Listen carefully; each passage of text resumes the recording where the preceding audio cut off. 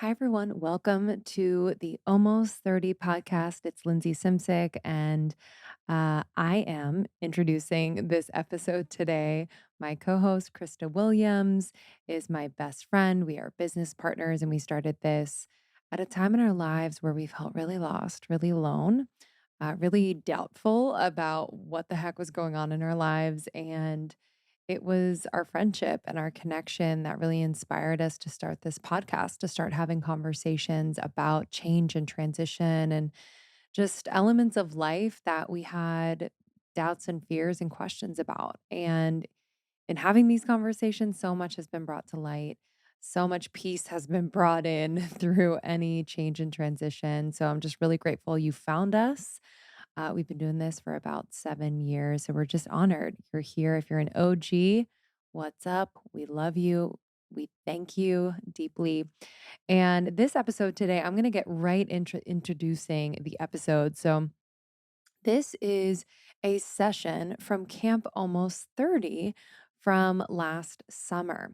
Our friend Sheleana Aiyana, you might know her as Rising Woman on Instagram, joined us for a beautiful, super powerful session on becoming the one.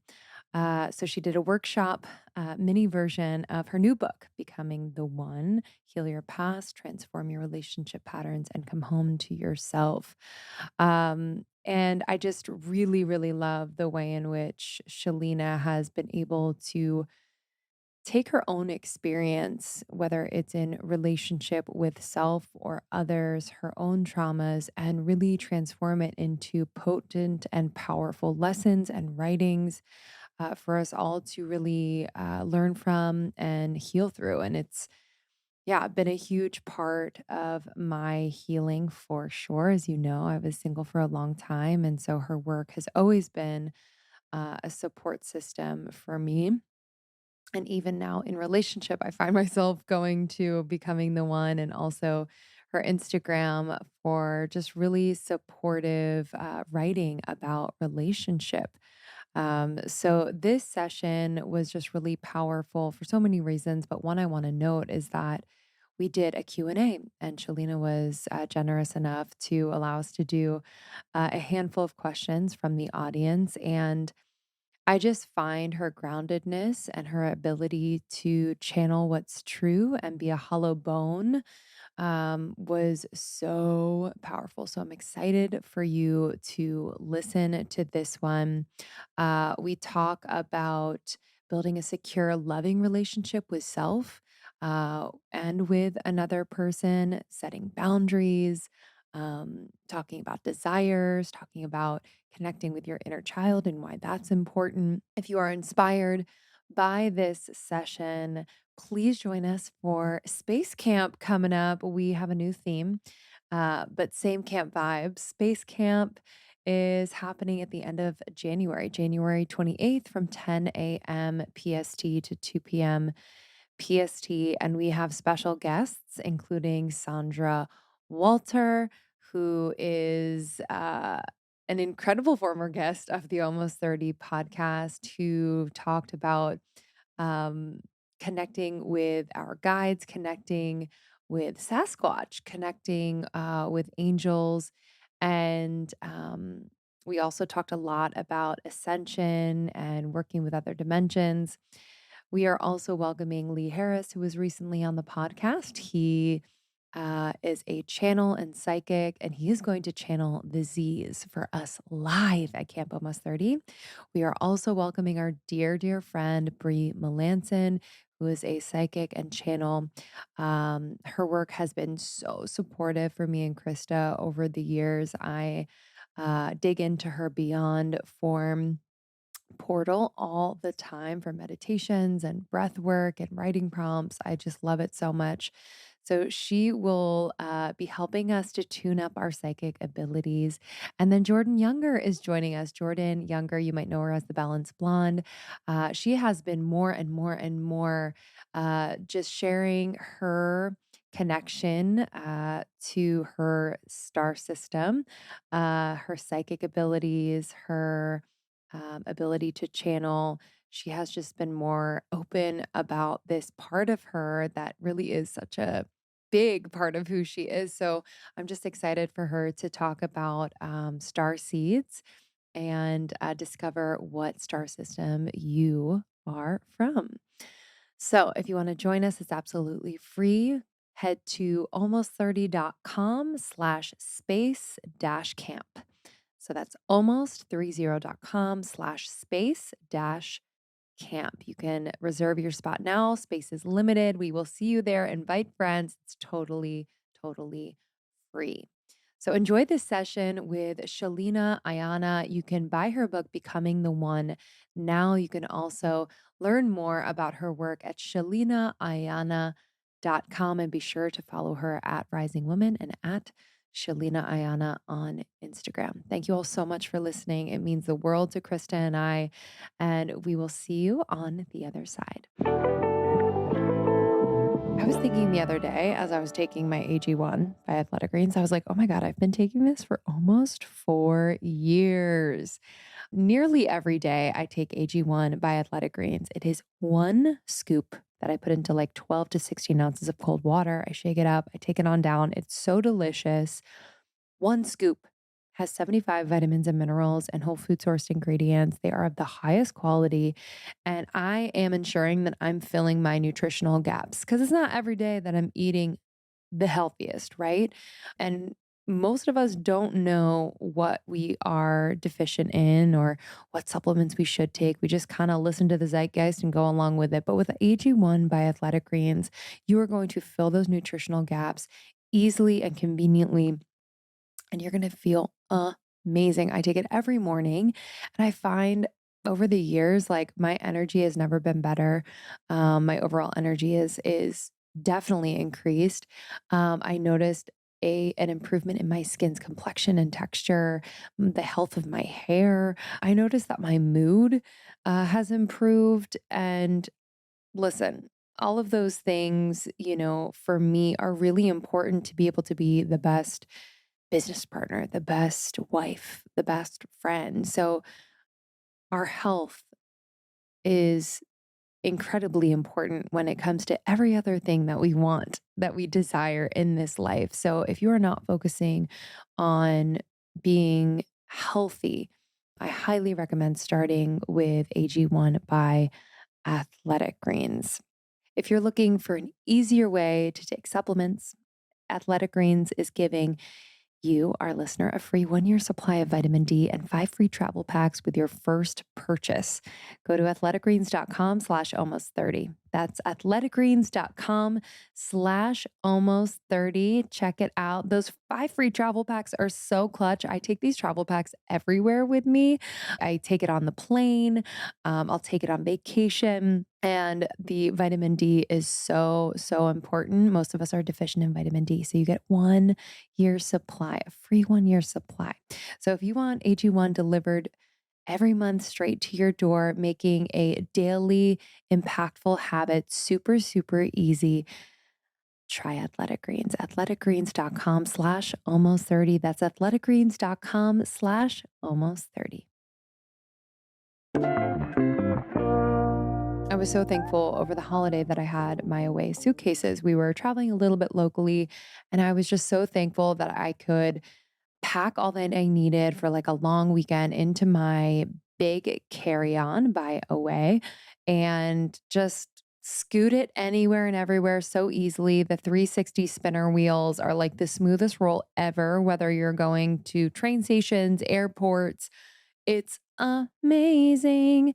And all of the bags are super lightweight. So for someone who's like kind of a heavy packer, the weight of the bag does not add to the weight. It is so freaking light. And I know that all of my things in the Away suitcases are going to be protected. I have a bunch of the polycarbonate Away suitcases on those 360 spinners, and I just love them, especially for traveling by plane. They also have bags and other travel essentials that you'll really love. Sean has a couple that he takes on long weekend trips or to the gym.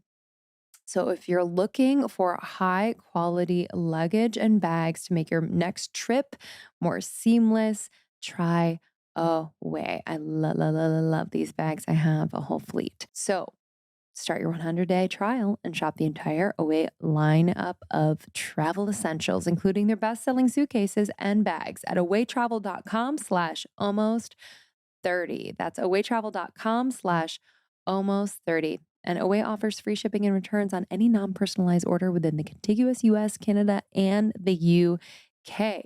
So start your 100-day trial, shop the entire Away lineup of travel essentials at awaytravel.com/almost30.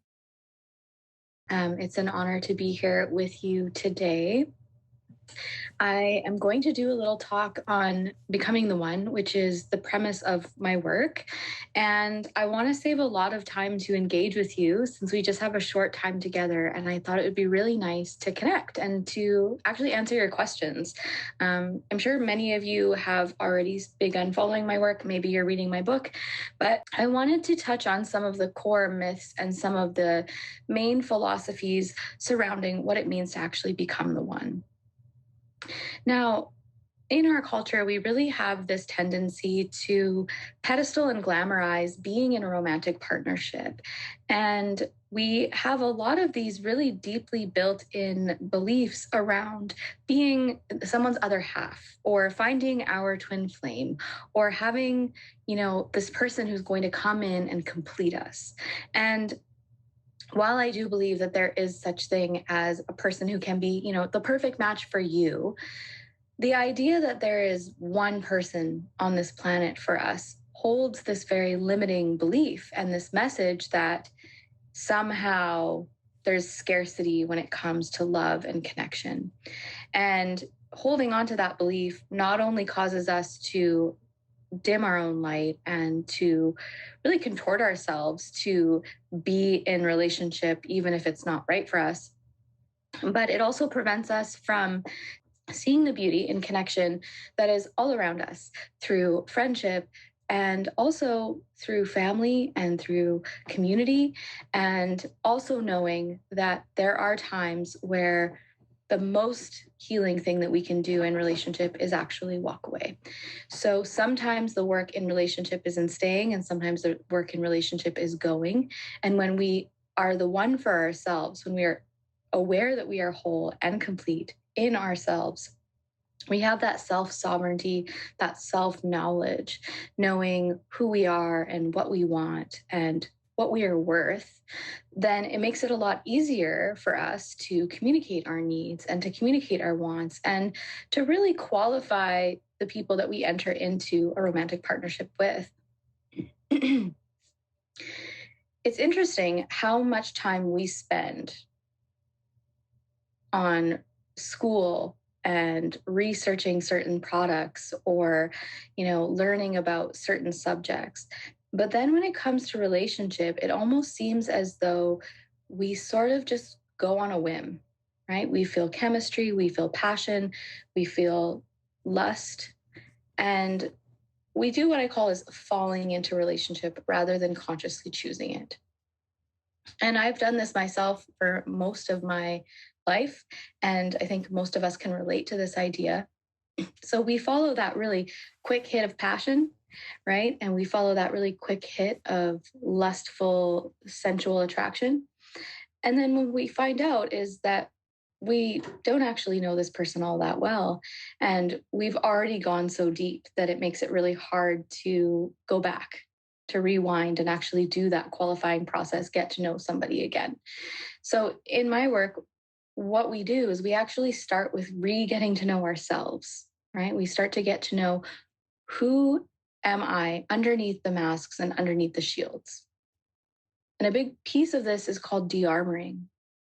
So we come into this world very innocent. We come into this world very open and willing to be vulnerable. And quickly that is taken away from us from our cultural conditioning and the society that we live in and the environment that we're in, and perhaps our family systems, where we learn it really isn't safe to show our hearts, or it isn't safe to be vulnerable, or it isn't safe to be truly honest about when we're hurt.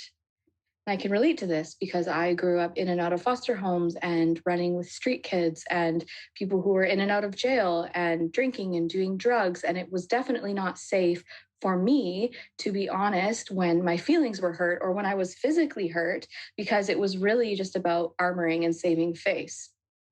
And so that's one example, but we do this in relationships so often. If you think about how difficult is it for you when your feelings are hurt by somebody that you really care about to say that instead of putting up a wall or getting defensive or saying something snappy, or turning away or falling into some habitual pattern. It's very, very difficult.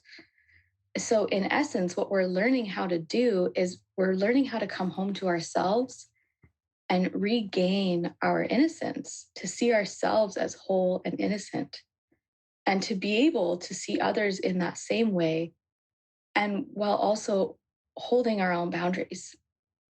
Being able to be in relationship with another person while also staying in yourself. Right? I say this a lot when I'm working with people. I want to feel you in yourself. Are you in yourself right now? Right? We can feel the difference between being in relationship where we are meshing with each other, where we're leaking our energy out at each other, where there's a lot of unspoken expectation and grasping, versus two people who are whole and who are in themselves. And we're walking this path together, right? So by building this relationship to ourselves, by going back to that core relationship, we're actually making it possible to have a conscious relationship with another being. And so in my book, if you've read it, you'll notice there's a graphic where we have a little circle, and it's the relationship, conscious relationship. It's the relationship to self, spirit, nature, other. It's really this circular, cyclical relationship. It's not just you and another person. It's not just you and yourself. It's you and everything and everyone and every being around you. How we are in relationship to the plants and the animals that we interact with, to the food that we eat, to the air that we breathe, to the family that we interact with, to the people that we share intimate lives with, to our friends. All of that is a co creation of how in ourselves we really are. How rooted are we to our own truth? So when we are in ourselves, when we are choosing relationships from a place of self love, not from our wounding, not from our defenses, not from our fears, we're actually freeing up so much energy in our bodies to be creative, to be innovative, to be giving, to be generous, to share. And that is what makes this world a safer place. So, one of my beliefs is that one of the most powerful things that we could do to contribute to a healed world is to heal our relationships to ourselves and our own hearts so that we have the energy to show up in our communities, just so that we have the energy to give. And de armoring is really going back to the root of when we were hurt, where we were conditioned, where we learned that love might not be safe, where we learned not to trust, where we learned that we needed to caretake or overgive in order to receive love, where we learned that we needed to chase or that we needed to grasp, where we got turned on by the idea of changing somebody or converting them, getting them to see us differently than they see us. And all of those behaviors and those patterns come from our wounding and our conditioning.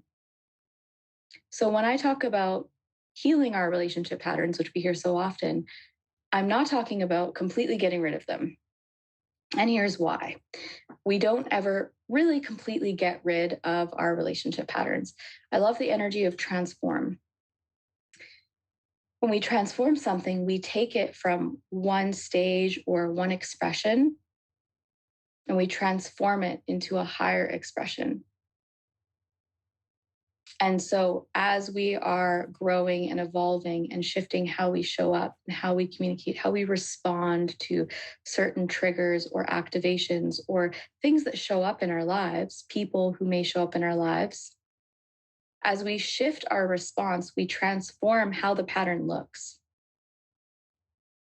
And so, rather than looking at our lives as something that we need to deconstruct or break or tear down or destroy or get rid of, we're looking at the energy of transformation, it's evolution. And we know that we do that in relationship. It's a co creative process and it's minute by minute. And we never ever get to this place where we are perfectly healed and we are perfectly ready. So we don't need to wait.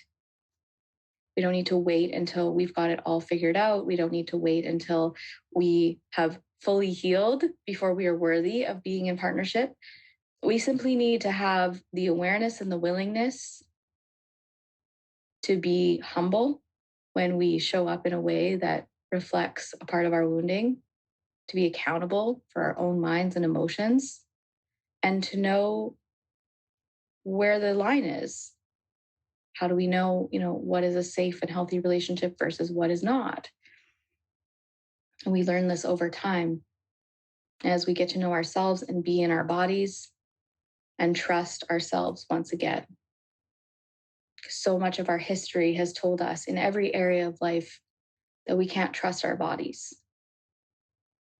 And so we're really learning how to come back to our body sense, to trust those little pangs of intuition that tell us maybe I should speak up here, or this isn't right, or I should ask a question about this. Or maybe we should wait. Maybe I don't feel comfortable going deeper yet. Maybe I want to wait and see a little bit. What would it be like if we just slowed down without putting up walls or putting up guards or trying to prevent, nature from unfolding? Just really noticing when something feels urgent or when we feel like we're in a rush and just slowing down just a little bit. So that is sort of the essence of this work. And of course, we could go way deeper, but I feel that this subject is so relatable and so deep for so many of us in a variety of ways that it would be really nice to engage with you and to maybe answer some questions or to chat with you in person. So I want to just open up now so that we have a little bit of space and get you to bring on a few folks who want to ask some things. So let's spend the rest of the time doing that. Yes, I love it. So powerful. I love the focus on the process, not the destination. I so relate. I just celebrated 3 years with my therapist. I'm kind of dumbfounded. I'm like, 3 years? And the other day we were reflecting together just on how much I have grown, what I've grown through, and just very specific instances of how I would handle something differently, say 3 years ago, than I do now. And I'm really proud, I have to say, and I will continue to invest in therapy. It's the best investment I make in myself.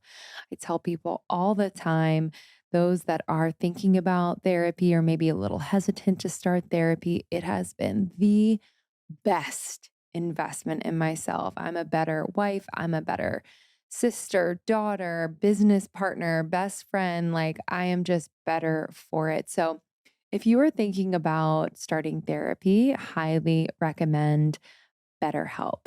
So this is a online way to connect with a therapist virtually. You can connect with a licensed therapist completely online. They will match you. And if by chance you don't like your match, you can easily change. So you don't have to wait in a waiting room. You don't have to incorporate travel time. This is done virtually. It's also more affordable and flexible than in person therapy. So, all you have to do is fill out a brief questionnaire to get matched with a licensed therapist. Again, they make it convenient to switch at any time for no additional charge. But this is your sign. If you've been thinking about it, if you've been thinking about investing in your overall wellness, your mental health, your emotional health, which affects everything else, give BetterHelp a shot. BetterHelp.com/almost 30 today to get 10% off your first month. So live a more empowered life. Therapy will certainly get you there. BetterHelp.com/almost 30 today to get 10% off your first month. I've been getting a lot of compliments about the length and the health of my hair. Actually, my hairdresser the other day was like, "Whoa, your hair has grown so much and it's thicker." And I was like, "Yeah, I started using Nutrafol about 6 months ago. I actually took it a few years ago for a period of time. It was amazing. And then I kind of fell off the bandwagon, to be honest. So 6 months ago, I started taking Nutrafol, and I've just noticed an insane difference in my hair. Not only has my hair grown, but it is thicker and healthier. I don't know if you know this, but 30 million women are impacted by weakened or thinning hair. And so, if you're among one of them, just know that you're not alone and that there's a solution that you can trust to deliver results. Nutrafol is the number one dermatologist recommended hair growth supplement. It is clinically shown to improve your hair growth, thickness, and visible scalp coverage. Nutrafol supports healthy hair growth from within by targeting the 5 root causes of thinning, which is stress, hormones, environment, nutrition, and metabolism. So you are going to be taking a supplement. It is super, super easy. It has 3 unique formulas to support women throughout all stages of life, including postpartum and menopause. Each formula is physician formulated using natural, drug free, medical grade ingredients in consistently effective dosage so you get the most reliable results. In a clinical study, actually, 86% of women reported improved hair growth after 6 months. I can attest. So you can grow thicker, healthier hair and support Almost 30 by going to Nutrafol.com and entering the promo code Almost 30 to save $15 off your first month's subscription. This is their best offer anywhere. I've checked it, and it is only available to U.S. customers for a limited time, plus free shipping on every order. Get $15 off at Nutrafol.com, spelled Nutrafol.com, promo code Almost 30. I have a question. As far as I've been dealing with a lot of grievances lately, Mhm. and it's been really difficult. Like your core sense of self is really stretched and shift. Um, being in that, it's almost really hard to love yourself when you're grieving because you're constantly in the worst state you've ever been, and it's really difficult. I was curious if you had any suggestions for someone that is going through, that is grieving and how to be in that. Mhm. Absolutely. Yeah, first, I want to honor you for even being here while you're in a state of grief.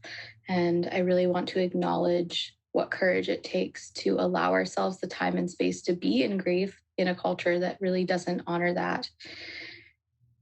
One of the things that I heard you say that I just want to address is that you're in your worst state.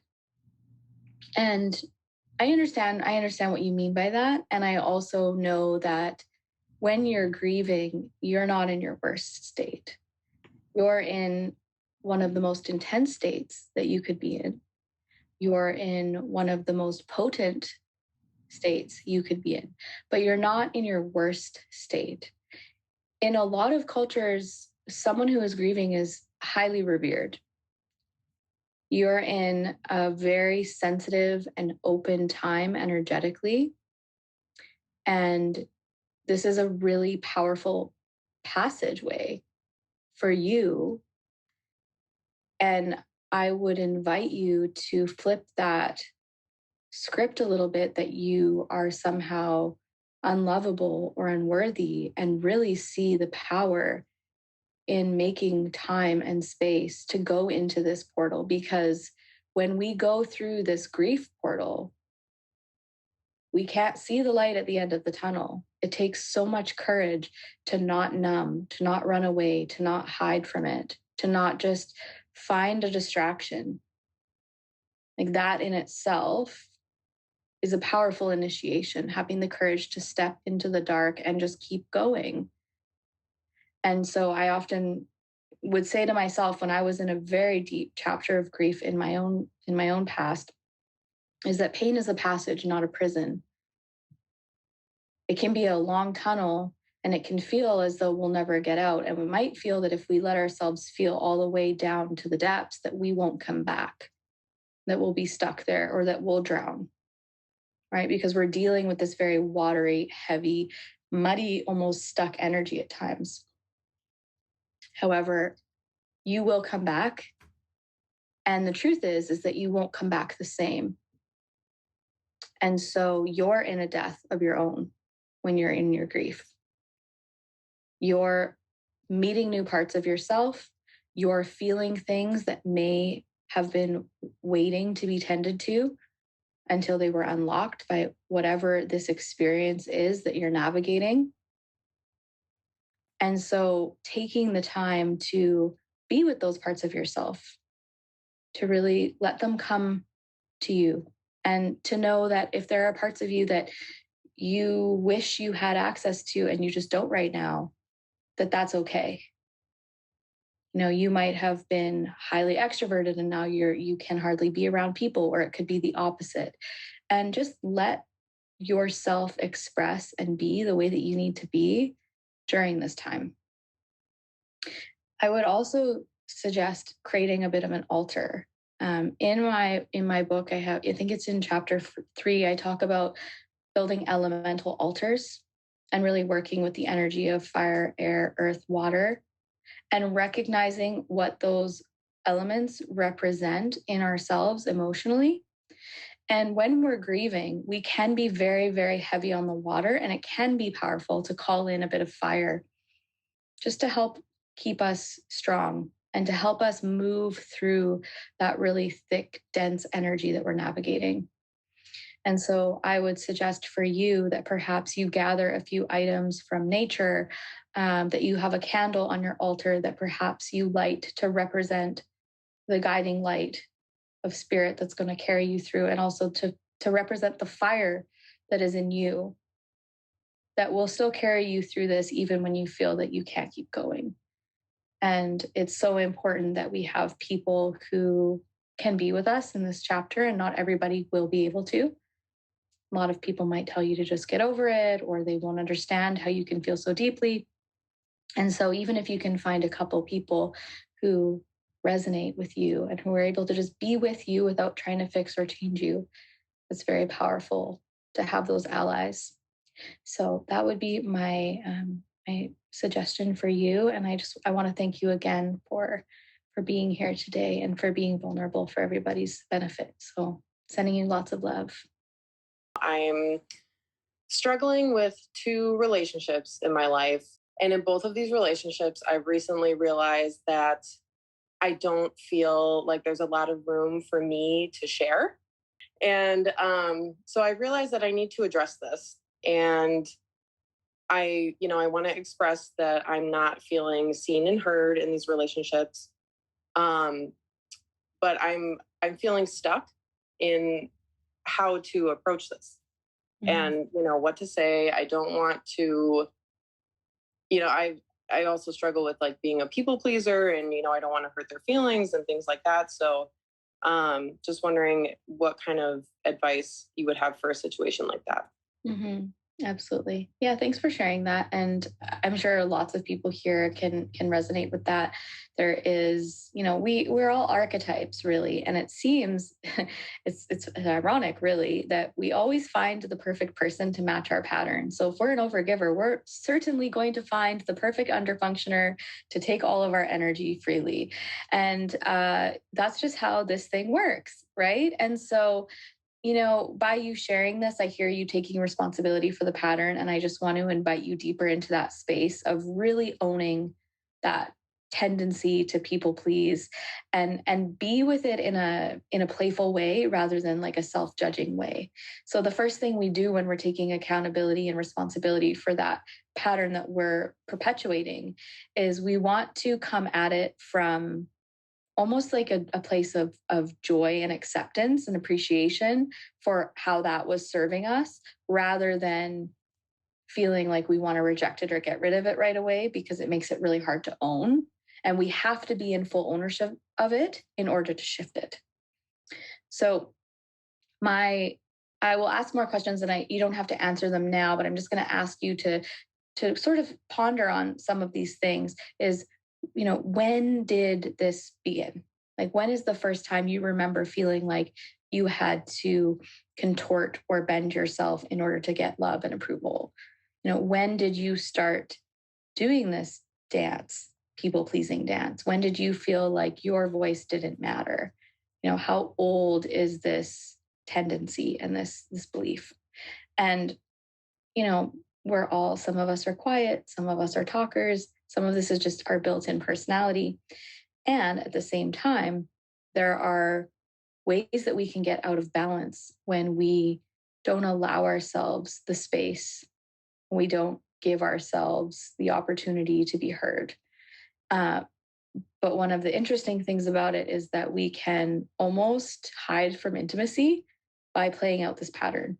So I also would ask you to just take a look and maybe do some journaling on this and do the sentence stem, I'm afraid of intimacy because, or it's easier for me to hide because.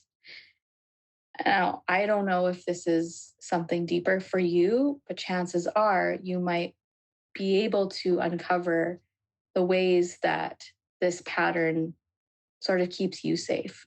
And so your practice, just like you're asking for, which you're aware that this is your practice, is to step into claiming space and asking for what you want.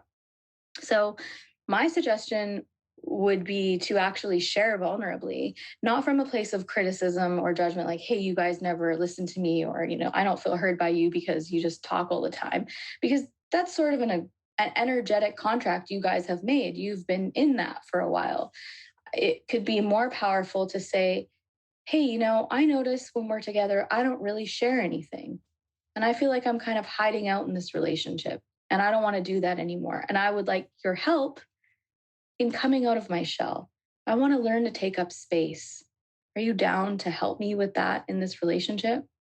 And enroll them in supporting you in stepping into your voice and into your power. And of course, this is just the first step. And the truth is that when we change the rules to the dance, feathers get ruffled. So they might not like that very much. They might be a little taken aback, right? Or they might be really excited and they might be like, oh, yeah, that sounds great. I'd love to help you with that, right? But just know that whatever response you get, it's not about you. It says their own reorientation to the pattern. And then your practice is to start setting boundaries with your time. And so asking permission before dumping, if someone starts unloading on you, you can interject and say, hey, you know what, actually, I want to listen and hold space for you, but I actually just don't have the capacity to do that right now. Right. And the truth is that when we start setting these boundaries, if people are resistant to it at first, sometimes we just have to keep practicing. We can't expect a pattern to change overnight. So if they don't respond the way that we want, we don't say, oh, well, that just didn't work. Setting boundaries doesn't work, so I'm going to quit. We just keep trying. We just keep bringing that sense of self and that boundary to the relationship. And over time, something either gives or you shift and the relationship shifts in either direction. But inevitably, you're that common denominator that changes the whole dynamic. Does that help? That's incredibly helpful. Thank you so much. You're so welcome. Thanks for the great question. Hi, everyone. So I recently listened to your podcast with Almost 30, which was great. So much information, such a cool story that you have. It's very intense. And you brought up something that really resonated with me because it was funny. I found myself in the middle of the power struggle phase of my relationship. And you brought up something that said, like sometimes, and you brought up even in the last question about how opposites kind of tend to find each other. Yeah. And it's not necessarily a bad thing. It's a really beautiful thing. And so I have a partner who I would consider really willing, like very takes my feedback, really helpful, but we're so opposites in the fact that I'm very spiritual and like woo woo. Yeah. And he is a patent engineer. So he is just so science based and so mathematical and methodological. I don't want to abandon myself being a very spiritual person, but I also don't want to force my thoughts and beliefs upon him. Yes. But yeah. So, anyways, I'm just trying to find that balance, and I don't think it's a bad thing. But I also wonder, I'm like, can we be so different? Yeah. Yeah. Great question. Well, yes, you can. Yes, you can. Yes. And you know, this is such a common configuration. I can't even begin to, I actually sometimes call my husband an engineer as well, even though he does have actually like quite a spiritual flair. He's got that like engineer mind as well, right? So it's like I'm the feelings, he's the data kind of thing. And Right. it's been a real practice for him to understand the difference. And I would say that your job, obviously, in this relationship is to stay true to yourself and not self abandon, and to recognize that, you know, if he's very willing and you both have chemistry, you love each other, you feel turned on and alive in this relationship. If that's the case, then these differences can actually be a compliment as long as neither of you are judging the other or trying to change each other's mind.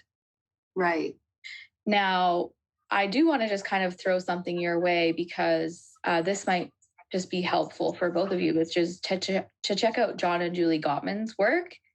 Oh, I'm so glad you brought that up. Yeah, because you know that they're very data driven, right? Like everything they've done like in a relationship lab, and it's got that data and that science for him, but it's also very, you know, deep and dropped in for you. So I don't know if you guys have checked out that work together yet, but that could be helpful. And, you know, my suggestion would be to go into it as a baby yourself. Yeah. So, because one of the things that can get in the way is when we're like, oh, well, I've already been through all of that and I've done all of that. So I'm already there and I need you to catch up to me. It changes the dynamic. So, you know, could you go in with this humility of like, hey, you know, let's just check this out together. The truth is that how you'll interpret that information now with where you're at versus however long ago it was that you went down that rabbit hole, you might get an entirely new interpretation of this work. So find ways to meet in the middle and do it together if you can. And I would suggest, especially for you know, the sake of the partnership, to not behave as though you're one step ahead of him, if you know what I mean. Just sort of like be collaborative and learning together and be curious together. And I'm not saying like pretend that you don't know things. I'm just saying, you know, put all of that to the side because you've not done this as a team yet. And so what you know on your own versus what you've learned together is there two different containers and you're going into a whole new sandbox with him. So you can try that. And then you keep to your spiritual practices, keep to your depth, you know, embody that, bring that to the relationship. Because, you know, I have a friend who's staying here on our land and he's got a neuroscience background, you know, he's done all sorts of really techie work. Like he's very much, I might make fun of him. So I'm like, you're a little head case, you know, he's such a heart too, but he really does live mostly in his head. And he has a partner who is very spiritual and brings this whole other side where we're just sitting around a fire and she'll start singing, or, you know, she'll just start emoting and feeling her feelings and being in her, she'll take off all her clothes and run into the ocean. And he loves it because she invites him into this new flavor that he's not had before. So this is how we gift our partners when we stay true to our own essence. I don't want to be called woo woo. Isn't that so funny? It's just like, yeah. But yeah. Thank you. Yeah, really so there's a little bit of that self-rejection going. So it's like you're perpetuating him not being able to open deeper into this flavor the more you hold back. So you just have to keep going deeper into yourself and showing up in that energy. And it does take time, right? These types of things take years to unfold, but you'll be amazed at the shifts and the opening that occurs when you just start embodying who you really are in your partnership. Awesome. Okay, thanks so much. Welcome. Beautiful. So beautiful. Something that stood out to me was your point about kind of qualifying a relationship. I'm myself in the early stages of a relationship, and uh, you know, choosing rather than falling into was actually something that came up for me a couple weeks ago. So I was hoping you might be able to elaborate on how we can slow down and be more intentional when choosing a partner. Yeah, great question. Yeah, I have this whole section in my book called "Stop Chasing, Start Choosing," because so often I think when we are in that early stage of relationship, we're concerned about how they feel about us. Do they like us? Like, we're looking for cues of approval. We want attention. We're following our lustful feelings and that turn on, because that's really strong in those early stages. Mm-hmm. And so we might also forget that we're also in the seat of the chooser, where we are really taking time to get to know this person on a deeper level than just how our bodies feel together. It's like, do we actually share some core values that could create a really good partnership here? And so, one of the practices that I have in my program and in my book is assessing your core values. What are those things that you absolutely have to have in your life in order to feel in integrity and in alignment? And what are those qualities that you really adore in others? Versus some of those qualities that you appreciate, but you're okay to grow into, or you're okay if just you hold those values and they don't. Right? Like, for example, like, not everybody has to have the same flavor of spirituality as us, whereas some people are like, no, I'm very religious, and I need this person to share this religion with me. Right? So we're kind of assessing, like, what are those things that are actually important to me, so that we know we can ask those questions and we can have those deep conversations. Like, perhaps somebody really wants to have a family. Well, that's something that you want to talk about when you're getting to know a person. It's not like they have to have children with you right now, but it's really getting to know, what are your visions for life? What do you believe a relationship is for? Like, why do you think we're in relationship? That's always a great question. Do you think conflict is good or bad?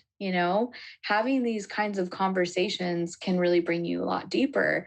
And I always say, you kind of gotta go over a few humps before you can really settle in. And so my husband and I, we went traveling a lot together, and we tell couples all the time, go on some trips, like, go do stuff, see the world, or go somewhere out of both of your comfort zones, and put yourself in scenarios where you have to be a team, and just see how that feels, and have conversations about what comes up. Yeah, definitely. Thank you for that. Yeah, absolutely. The only piece that I'll finish with is just noticing the sense of urgency. Whenever there's a sense of urgency to close the deal in relation to get that commitment, like, we got to secure this now, that's never coming from truth. It's coming from a wound. And so really tending your inner child, that part of you that's like, no, please don't leave me. I don't want to be alone. Like, I just want to be loved. Really deeply honor that part. Really parent that part. And I have a free inner child meditation on my website that you could download. It's a one that I actually designed and took myself through for years when I was working with my own wounded inner child and my own anxiety. So that could be a nice resource for you too, is when you're feeling that energy and that sensation, to come back to yourself and do some inner child tending. I love that. Thank you. Yeah, you're so welcome. Oh, oh, thank you. This was incredibly powerful. I already see people ordering your book. Y'all, it's a must. Becoming the One. You can go to SheleanaAiyana.com and learn more about Shay's work. It's truly serving us in the most heart-centered way. So thank you for all that you do and for being here. I know this is not something you do regularly, and so we're feeling incredibly, incredibly grateful. Thank you. Yeah, my privilege to be here. Thank you so much for inviting me, and I hope you guys have a wonderful rest of your day. It looks like you have some amazing speakers coming next. So. Thank you so much, Sheleana, for joining us last summer at Camp Almost 30. Thank you all for listening. If you want to join us for this month's camp, it is Space Camp with a very out of this world theme with special guests like Lee Harris and Brie Melanson, Sandra Walter, and Jordan Younger. And Krista and I are also going to be doing a special sound and energy healing experience. So we're excited to have this really, really fun and kind of out there time with you all. This is our favorite event of the year. We do it twice a year to open membership. And this is celebrating the opening of membership, and it will be open indefinitely. We want you to be able to join membership whenever you'd like for a 6 month period. This is a place where Krista and I have felt like we can just yeah, get really intimate with you all, even more intimate than on the podcast. We have workshops, we have live hangs, we have movement sessions, we have sound baths, we have a library of workshops that is extensive. We have a library of meditations, we have a library of extra episodes. So we're excited to welcome you. 2023, let the membership be one of your anchors for the new year and the growth that you'll be doing. Thank you for joining us. You all are the best, and we will see you on the next one.